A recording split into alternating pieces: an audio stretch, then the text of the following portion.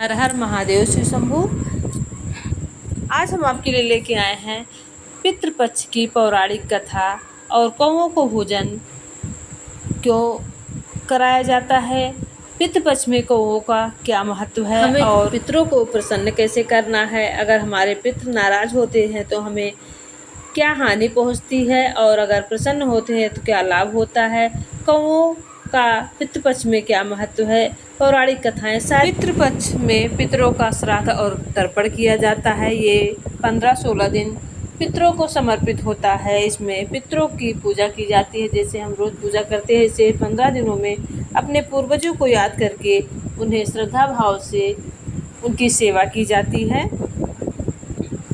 पितृपक्ष में पितरों का श्राद्ध और तर्पण किया जाता है। इस दौरान पितरों की तिथि के अनुसार उनका तर्पण किया जाता है और उनका मनपसंद खाना भी बनाया जाता है। पितृपक्ष के दौरान ब्राह्मणों को भोजन कराया जाता है और दान दिया जाता है। इस दौरान लोग पितरों के नाम पर कौओं को भोजन कराते हैं। मान्यता है कि हमारे पूर्वज किसी न किसी रूप में, पशु पक्षी किसी न किसी रूप में धरती पर विराजमान रहते हैं। तो इस समय गाय को रोटी और गुड़ मीठा बनाकर देने से पितृ बहुत ही प्रसन्न होते हैं और आपका जब पितृ प्रसन्न होते हैं तो आपका साल जो है बहुत खुशमय जाता है। इसलिए पितरों की सेवा जरूर करें और जो भी नियम है उसे जरूर करना चाहिए, जिससे आपके पितृ आपके आशीर्वाद दें और आपका पूरा साल खुशमय बीते। पितृ अगर नाराज होते हैं तो पूरे साल हमें समस्याओं पे समस्याएं हमारे सामने आती रहती हैं। इसलिए पितृपक्ष में गायों को रोटी देना ना भूलिए।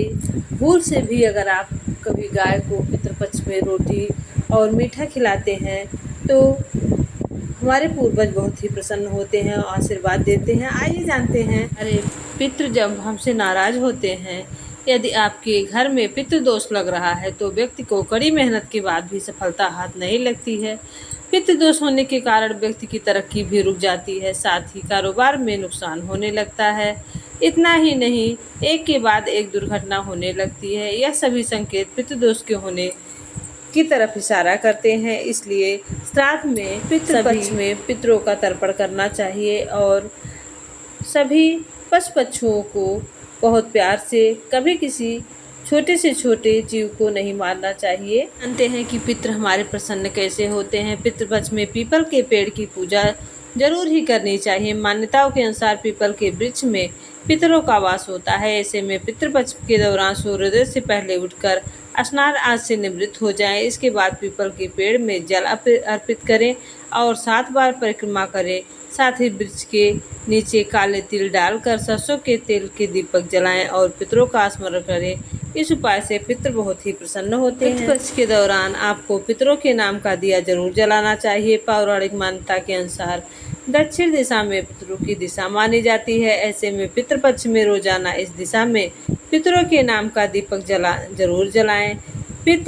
साथ ही पितृदोष से मुक्ति के लिए जल में काले तिल डालकर दक्षिण दिशा की ओर अर्घ्य देना चाहिए। पौराणिक कथा, इस कथा के अनुसार महाभारत के दौरान कर्ण की मृत्यु हो जाने के बाद जब उनकी आत्मा स्वर्ग में पहुंची तो उन्होंने बहुत सारा सोना और गहने दिए गए। कर्ण की आत्मा को कुछ समझ नहीं आया, वह तो आहार तलाश रहे थे। उन्होंने देवता इंद्र से पूछा कि उन्हें भोजन की जगह सोना क्यों दिया गया है। तब देवता इंद्र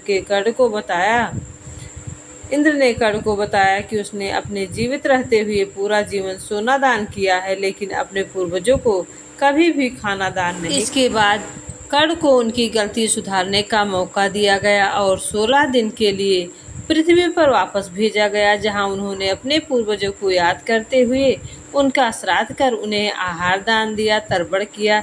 इन्हीं 16 दिन की अवधि को पितृपक्ष कहा गया था। इस कथा को पढ़ने से और सुनने का बहुत ही बड़ा महत्व है। आइए सुनते हैं दूसरी कथा। पौराणिक कथा के अनुसार जोगे और भोगे नाम के 2 भाई थे। दोनों अलग अलग घरों में रहते थे। जोगे के पास धन की कोई कमी न थी, लेकिन भोगे निर्धन था। दोनों भाई एक दूसरे से बहुत प्रेम करते थे, लेकिन जोगे की पत्नी को धन का अभिमान था, तो वहीं भोगे की पत्नी सुशील और शांत स्वभाव की थी। जब पितृपक्ष आने पर जोगे की पत्नी ने उसे पितरों का श्राद्ध करने के लिए कहा तो जोगे ने इसे व्यर्थ का कार्य बताया समझकर टालने की कोशिश की, लेकिन जोगे की पत्नी केवल अपनी शान दिखाने के लिए सार का कार्यक्रम रखना चाहती थी ताकि वह अपने मायके पक्ष के लोगों को बुलाकर दावत कर सके। जोगे की पत्नी से उसने कहा कि मुझे कोई परेशानी ना हो इसलिए आप ऐसा कह रहे हैं, लेकिन मैं सत्य कहती हूँ, मुझे इससे कोई परेशानी नहीं है।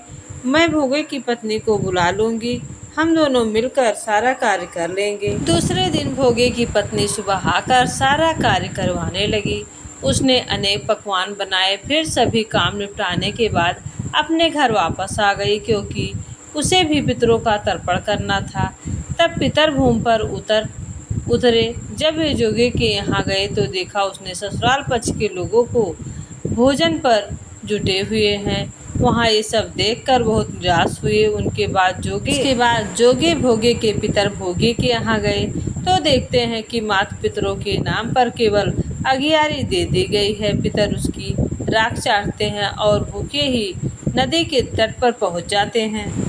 कुछ ही देर में सारे पितर अपने अपने यहाँ का श्राद्ध ग्रहण करके इकट्ठे हो गए और बताने लगे कि उनकी संतानों ने किस किस तरह के उनके लिए श्राद्धों में पकवान बनाए। जोगे भोगे के पितरों ने भी अपना सारा कुछ बताया। उन्होंने सोचा कि अगर भोगे निर्धन ना होता और श्राद्ध करने में समर्थ होता तो शायद उन्हें भूखा वापस नहीं आना पड़ता, क्योंकि भोगे के घर में तो खाने के लिए भी दो जून की रोटी नहीं थी। ये सारी बातें सोचकर पितरों ने भोगे पर दया आ गई। अचानक से वे नाच नाच कर गाने लगे कि भोगे के घर में धन हो जाए, भोगे के घर में धन हो जाए। साँझ का समय हो चला था, लेकिन भोगे के घर में खाने को कुछ भी नहीं था। उनके बच्चे भूखे थे। बच्चों ने अपनी माँ से कहा कि भूख लगी है। तब उन्हें टालने के लिए गुस्से से गरज कर भोगे की पत्नी ने कहा कि जाओ, आंगन में हौदी आधी रखी है,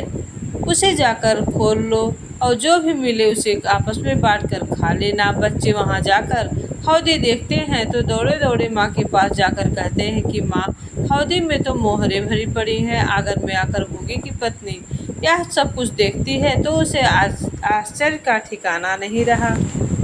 इस तरह पितरों के आशीर्वाद से भोगे भी धन धान्य से परिपूर्ण हो जाता है, लेकिन वह इस बात का बिल्कुल अहंकार नहीं करता और अगले बरस पूरी श्रद्धा के साथ भोगे और उनकी पत्नी अपने पितरों का श्राद्ध करते हैं। भोगे की पत्नी पितरों के लिए 56 प्रकार के व्यंजन तैयार करती है। वो दोनों ब्राह्मणों को भोजन कराते हैं।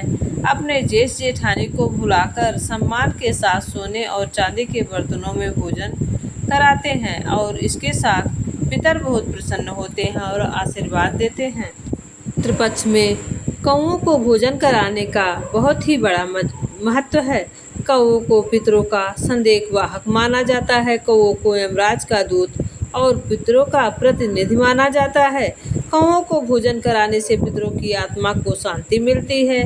कौओं को भोजन कराने से पितृ प्रसन्न होते हैं और सुख समृद्धि का आशीर्वाद देते हैं। कौओं को भोजन कराने से पितरों प्रसन्न होने का प्रतीक है। अगर कौवे अपना दिया हुआ भोजन नहीं खाता है तो इसका मतलब है कि आपके पितृ आपसे नाराज हैं। मान्यता है कि पितृपक्ष में पूरे 15 दिन कौवों को भोजन कराना चाहिए। अगर आपको कौवे नहीं मिल रहे हैं तो आप गाय या कुत्ते को भी भोजन करा सकते हैं। पितृपक्ष में गाय को भोजन कराने से पितृ की आत्मा को शांति मिलती है और परिवार पर उनका आशीर्वाद रहता है। जिसके पितृ साल भर इस पितृपक्ष में खुश होकर जाते हैं, उनके घर में साल भर सुख समृद्धि बनी रहती है और सभी स्वस्थ रहते हैं और कभी समस्याएं नहीं आती हैं। और जिसके घर में पितृ नाराज होकर जाते हैं, साल भर उनके घर में अनेक परेशानियां आती हैं और अनेक समस्याएं, अनेक दुख तकलीफ आती हैं। तो ये थी पौराणिक कथाएं जो भी कौवे को भोजन क्यों दिया जाता है और श्राद्ध पक्ष की कथा। आपको कथा अच्छी लगी हो, महात्म्य अच्छा लगा हो तो प्लीज़ चैनल को लाइक शेयर सब्सक्राइब ज़रूर कीजिएगा और कमेंट में कोई त्रुटि होगी तो कमेंट में ज़रूर लिखिएगा। हमारा यही प्रयास रहता है कि आपको हम अच्छे से अच्छी पौराणिक कथाएँ दे सकें, जो सुनकर आपके मन को सुकून मिले और आपको आराम मिले, आपका कुछ लाभ हो। हर हर महादेव, जय जय शिव शंकर।